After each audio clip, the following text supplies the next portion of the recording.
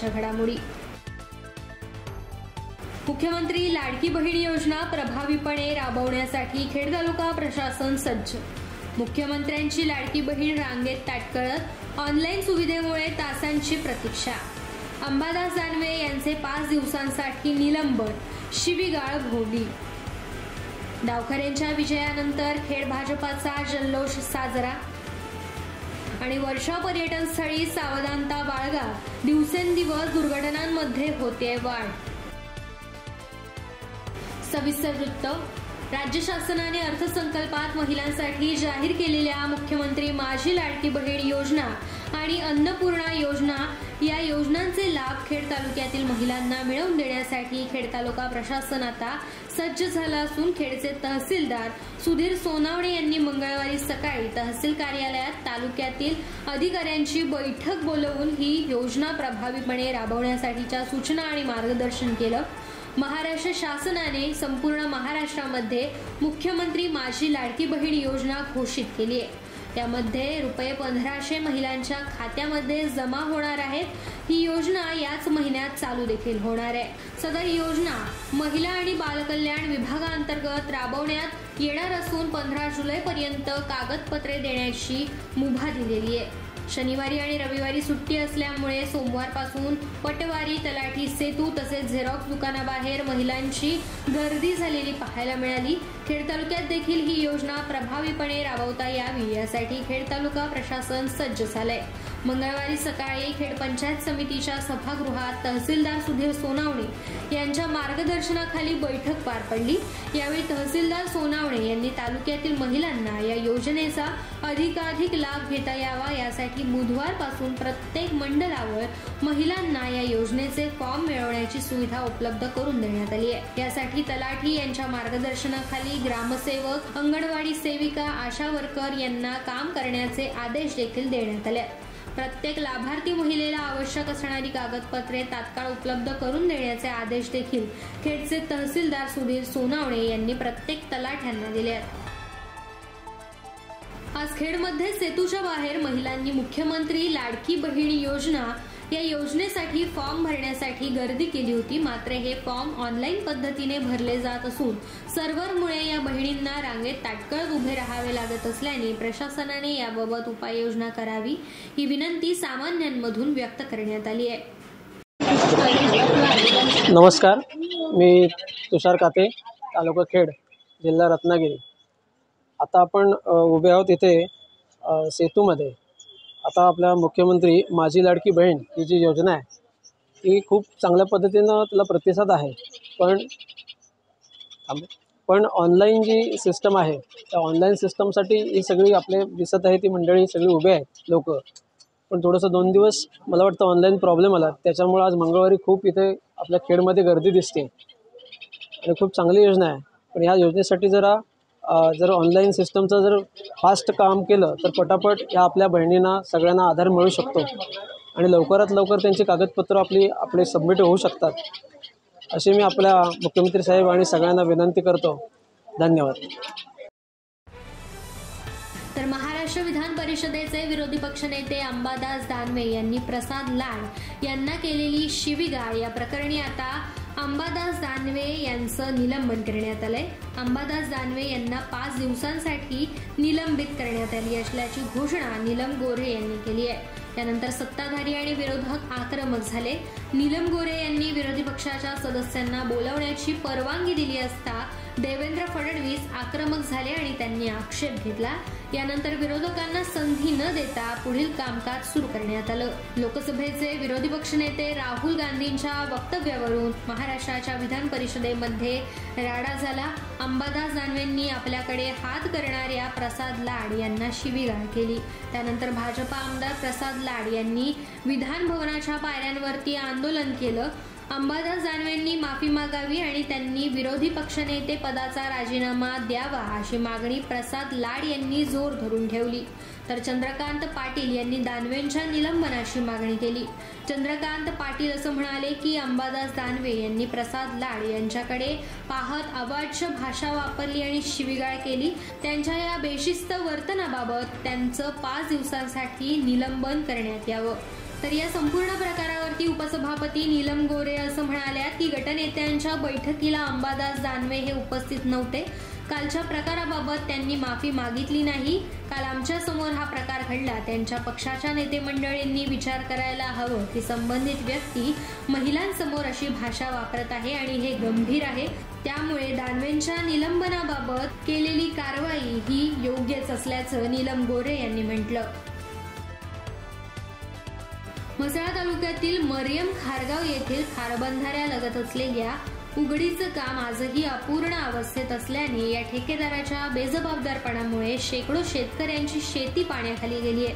त्यामुळे शेतकरी बांधवांवरती मोठं संकट निर्माण झालंय.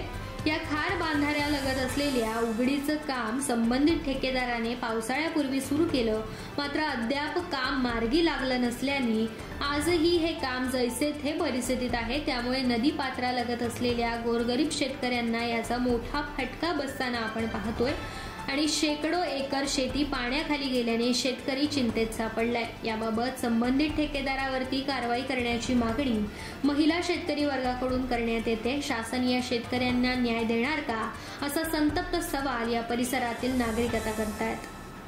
आमचा बंधारा चालू होता, त्यामुळे अर्धा काम सोडून गेल्यावरती आमच्या शेतीची नुकसानी झालेली आहे.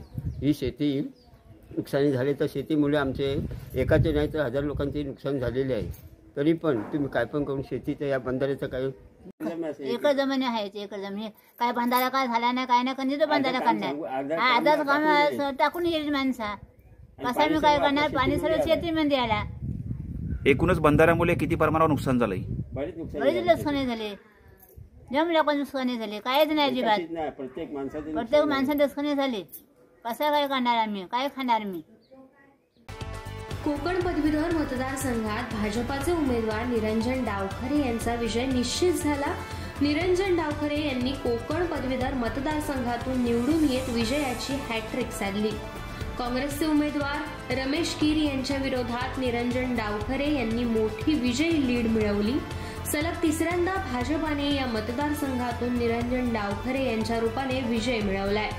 त्यामुळे खेड भाजप शहर कार्यालयात कार्यकर्त्यांनी एकत्र जमून विजयोत्सव साजरा केला. यावेळी भाजप कार्यकर्त्यांनी घोषणा देत फटाक्यांची आतिषबाजी करत आपला आनंद साजरा केला. यावेळी शहर अध्यक्ष अनिकेत कानडे, माजी नगरसेवक आबा जोशी यांच्यासह भाजपाचे पदाधिकारी कार्यकर्ते मोठ्या संख्येने उपस्थित होते. खेड जनरल प्रॅक्टिस असोसिएशन मार्फत खेड शहरातील तटकरे सभागृह येथे 1 जुलै रोजी डॉक्टर्स डे उत्साहात साजरा करण्यात आला. यामध्ये खेडमधील सर्व डॉक्टर आणि त्यांचे कुटुंबीय सहभागी होते. कार्यक्रमाची सुरुवात दीप प्रज्वलन आणि धन्वंतरी पूजेने करण्यात आली. यामध्ये KGPAचे अध्यक्ष डॉक्टर श्याम गिल्डा यांनी डॉक्टर डे का साजरा केला जातो आणि त्याचं महत्त्व उपस्थितांना सांगितलं. संघटनेच्या महिला सदस्यांनी फॅशन शो सादर केला. भारतातील विविध राज्यातील वेशभूषा परिधान करून महिलांनी सर्व उपस्थितांची मनं जिंकली. संघटनेचे खजिनदार डॉक्टर सिद्धेश चिखले आणि त्यांच्या टीमने समाजातील डॉक्टरांना वास्तव आणि वैयक्तिक जीवनावरती उत्कृष्ट अशी नाटिका सादर केली. लहान मुलांच्या मनोरंजनासाठी फनी गेम्स आयोजित करण्यात आले होते. या प्रसंगी अध्यक्ष डॉक्टर गिल्डा, सचिव डॉक्टर आदेश भोसले, खजिनदार doctor Siddhesh Chikhale, doctor Nilesh Bhosale, doctor Deepak More, doctor Tushar More, doctor Ajit Bhosale, doctor Swami, doctor Malangavkar यांच्यासह डॉक्टर्स परिवार उपस्थित होते. कार्यक्रमाचं सूत्रसंचालन डॉक्टर वैदेही शेळके आणि डॉक्टर अनिल पवार यांनी केलं. नमस्कार. आज KGPA म्हणजेच Khed general practitioner doctor association तर्फे डॉक्टर्स डे उत्साह साजरा करण्यात आला. सुरुवातीला डॉक्टर श्याम गिल्डा यांनी डॉक्टर्स डे आपण का साजरा करतो त्याची प्रस्तावना केली. या कार्यक्रमामध्ये दैनंदिन जीवनापेक्षा वेगळं डॉक्टरांच्या कुटुंबासाठी असा कार्यक्रम घेण्यात आला. त्यामध्ये काही ड्रामा तसेच ट्रॅडिशनल फॅशन शो, लहान मुलांसाठी वेगवेगळ्या गेम्स अशा ॲक्टिव्हिटी ठेवण्यात आल्या. त्याचा सगळ्यांनी मनमुराद आनंद घेतला. अशा प्रकारे हा डॉक्टर्स डे उत्साहात पार पडला. Happy doctors day. Happy doctors day to all. पावसाळा सुरू असल्याने सध्या पर्यटक धबधब्याखाली पावसाचा आनंद घेताना दिसून येतात. अशातच 2 दिवसापूर्वी धबधब्याजवळ पावसाचा आनंद घेण्यासाठी गेलेला एक तरुण वाहून गेल्याची घटना घडली. पाण्याचा प्रवाह वाढल्याने त्याला पाण्यातून बाहेर पडणं कठीण झालं आणि तो वाहून गेला. या घटनेचा थरारक व्हिडिओ आता सोशल मीडियावरती चांगलाच व्हायरल होतोय. पुण्यातील ताम्हिणी घाटात असाच एक भीषण अपघात घडला. त्यात एक मुलगा पाण्यात वाहून गेला. त्याचा शोध घेण्याचा प्रयत्न सुरू आहे, मात्र अद्याप कोणतीही माहिती यावरती मिळालेली नाही. तरी आतापर्यंत मिळालेल्या माहितीनुसार गेल्या शनिवारी स्वप्नील दवडे नावाचा मुलगा पिंपरी चिंचवड पुण्याजवळ फिरायला गेला होता. हा मुलगा एकटा गेला नाही तर त्याच्या मित्रांसोबत म्हणजे पूर्ण 32 जणांचा ग्रुप त्याच्यासोबत होता. आउटिंग दरम्यान स्वप्नील पाण्यात उडी मारतो आणि पाण्याच्या प्रवाहातून वाहून जातो. हा व्हिडिओ समोर आलाय. या व्हिडिओमध्ये असं दिसतंय की हा मुलगा पाण्यातून बाहेर पडण्यासाठी दगड पकडण्याचा प्रयत्न करतो, मात्र तो दगड काही पकडू शकत नाही. शेवटी तो एका जागी धरून राहतो, पण पाण्याचा प्रवाह इतका जोरात होता की त्याची पकड सुटते आणि तो पाण्यात वाहून जातो. या घटनेला 3 दिवस उलटून गेले, मात्र अजूनही या मुलाचा थांब पत्ता देखील लागलेला नाही. रायगडमधील देवकुंड धबधब्याच्या डोहात देखील एक अनोळखी मृतदेह सापडलाय. ताम्हिणी घाटातील डोंगर भागातील वाहून गेलेल्या तरुणांचा हा मृतदेह असण्याची शक्यता वर्तवण्यात आली आहे.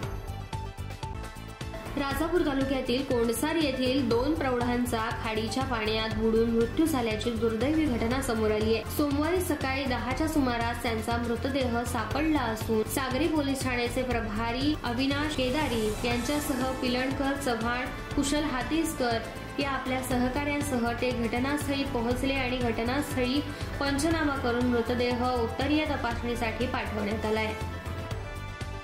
खेड शहरातील बजमय इंदादियाच्या MIB girls high school and junior कॉलेजमध्ये मार्च 2024च्या SSC आणि HSC परीक्षेत यशस्वी झालेल्या विद्यार्थ्यांचा सत्कार समारंभ AE कालसेकर कॅम्पस येथे शनिवारी 29 जून 2024 रोजी सकाळी 10 वाजता संस्था अध्यक्ष ARD खतीब यांच्या अध्यक्षतेखाली पार पडला.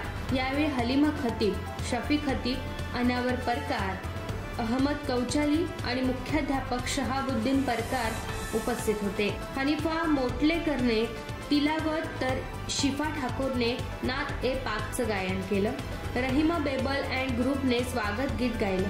मुख्याध्यापक परकार सरांनी कार्यक्रमाचा हेतू स्पष्ट करून पुष्पगुच्छ देऊन मान्यवरांचं स्वागत केलं.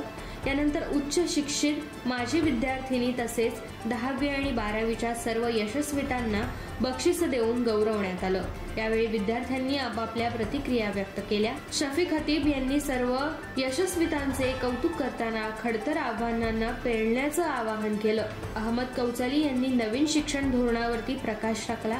आपल्या अध्यक्षीय भाषणात ARD खतीब सरांनी सर्व यशस्वीतांचे कौतुक करताना भविष्यकालीन प्रगतीसाठी शुभेच्छा देताना संस्थेने केलेल्या प्रगतीचा आढावा घेतला. रिदा मारूफ यांच्या आभार प्रदर्शनाने समारोप करण्यात आला. सूत्रसंचालन रुबीना कडवईकर आणि स्नेहल खेडेकर यांनी केलं. कार्यक्रमाच्या यशासाठी सांस्कृतिक विभागाने कष्ट घेतले आणि या सर्वांना कर्मचारी वर्गाकडून मोलाची साथ लाभली.